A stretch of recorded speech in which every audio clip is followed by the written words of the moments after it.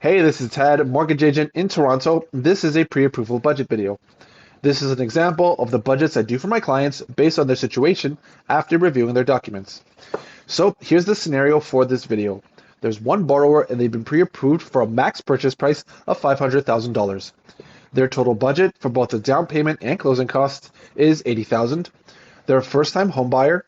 They're looking to buy a condo in Guelph, Ontario. They want to get a 5-year term with a high ratio mortgage, and ideally they want to save as much as they can to buy the property. So we're going to show the borrower 4 different options.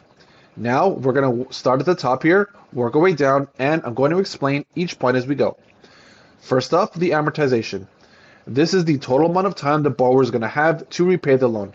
In this case, because they're looking to get a high ratio mortgage, that max amount will be 25 years.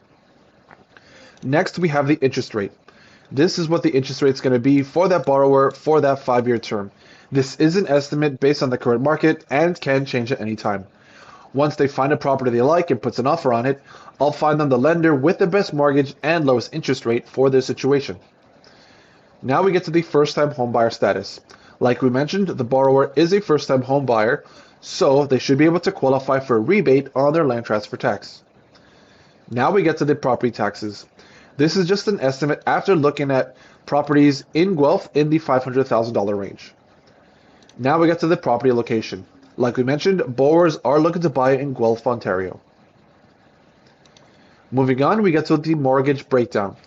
We have the purchase price, down payment, and mortgage insurance premium.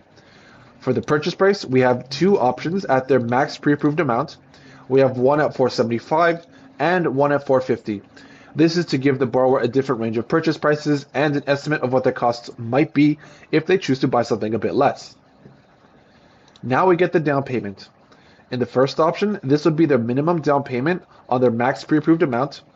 The second would be their maximum down payment they could put down on their max pre-approved amount while still staying within their budget. And for the last 2 options, we have their minimum down payment requirements. Now we get to the mortgage loan insurance premium. So what is this premium? Well, when a borrower is getting a high ratio mortgage, the lender will purchase mortgage loan insurance and pass the cost on to the borrower.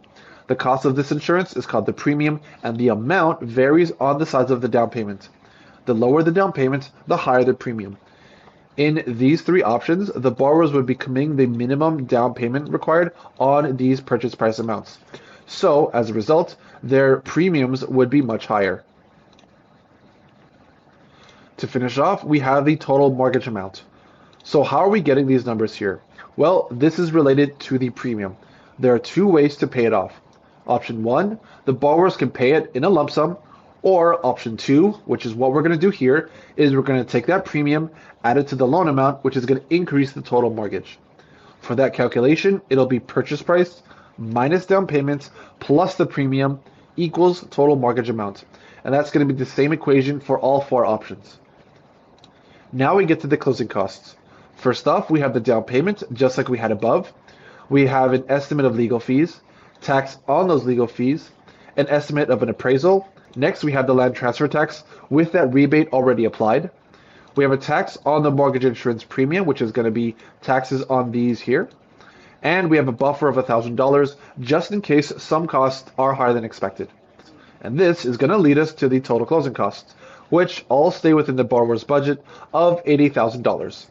To finish off, we have the household budget breakdown, which in this case is going to be the monthly mortgage payment, condo fees, and property taxes.